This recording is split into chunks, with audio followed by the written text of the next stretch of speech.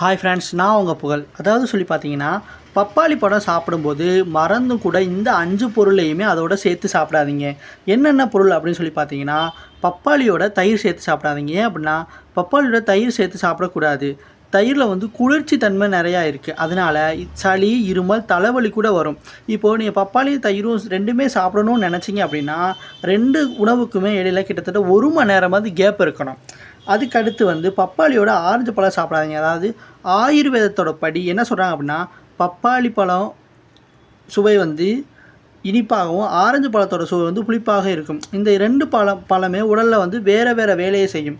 அதனால் இந்த 2யுமே சேர்த்து சாப்பிடக்கூடாது. இது என்ன பண்ணும் அப்படின்னு சொல்லினா, நச்சுக்களை வந்து உற்பத்தி செய்யுமா. இதன் காரணமாக என்ன ஆகும் அப்படின்னா, வயிற்றுப்போக்கு, மலச்சிக்கல், அஜீரணம் போன்ற பிரச்சனைகள்லாம் வரும்.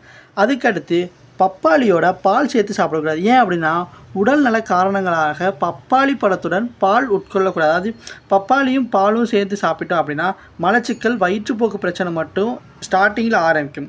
இதை தொடர்ந்து செஞ்சோம் அப்படின்னா, இது தவிர இந்த 2 கலவையானது வயிற்றுப்பிடிப்பு போன்றவற்றை ஏற்படுத்தும். இது நீங்கள் சாப்பிட அப்படின்னு நினச்சிங்கன்னா, பப்பாளியும் பாலும் சாப்பிடணும் அப்படின்னா, இந்த 2 உணவுப் பொருளுக்கும் கிட்டத்தட்ட 30 நிமிஷமாவது, அதாவது 30 நிமிஷம் வந்து கேப் கொடுக்கணும். அதுக்கடுத்து பப்பாளியும் பாவற்காயும் சேர்த்து சாப்பிடக்கூடாது. இது வந்து ஆரோக்கியத்துக்கு ரொம்பவுமே கெட்டது. ஏன் அப்படி சொல்லி பார்த்தீங்கன்னா, பப்பாளி வந்து நீர்ச்சத்து காய். இது வந்து நீரை அதிகமாக உற்பத்தி பண்ணணும். ஆனால் பாவக்காய் அப்படின்றது நீரை உறிஞ்சுற காய். இது வந்து நம்ம உடம்புல இருக்க நீர் சத்தை எல்லாமே உரியும். அதனால் பெரியவங்களோட சின்னவங்களுக்கு தான் இது ரொம்பவுமே கொடுக்கவே கூடாது. ரொம்பவும் தீங்கானது பப்பாளியும் பாவற்காயும்.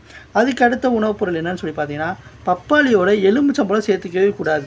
ஏன் அப்படின்னா, நிபுணர்களோட கூற்றுப்படி பப்பாளியோட எலுமிச்சம் சாப்பிடுவது ஆரோக்கியத்திற்கு தீங்கு விளைவிக்கும். அதாவது பலர் பப்பாளி பழத்தை சால்ட்டு செய்து அதில் எலுமிச்சை சேர்க்கப்படுகிறது.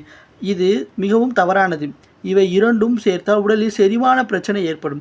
இதனுடன் இரத்தம் தொடர்பான பிரச்சனைகளும் ஏற்படலாம். குறிப்பாக குழந்தைங்களுக்கு வந்து என்ன பண்ணுறாங்க அப்படின்னா, பப்பாளி பழத்தில் வந்து அந்த எலுமிச்சை சாறை ஊற்றி கொடுக்குறாங்க. இப்படி கொடுக்கக்கூடாது, இது ரொம்பவுமே தீங்கானது அப்படின்னு சொல்கிறாங்க. ஓகேங்களா? நீங்கள் இதை பற்றி நல்லா கவனமாக தெரிஞ்சுக்கோங்க. பப்பாளி பழத்தோட எதை சாப்பிட்டா நம்ம உடம்புக்கு கெடுதல் அப்படின்னு சொல்லி நம்ம இந்த வீடியோவில் பார்த்துருக்கோம். ஓகேங்களா? வேறு ஒரு தகவலுடன் நான்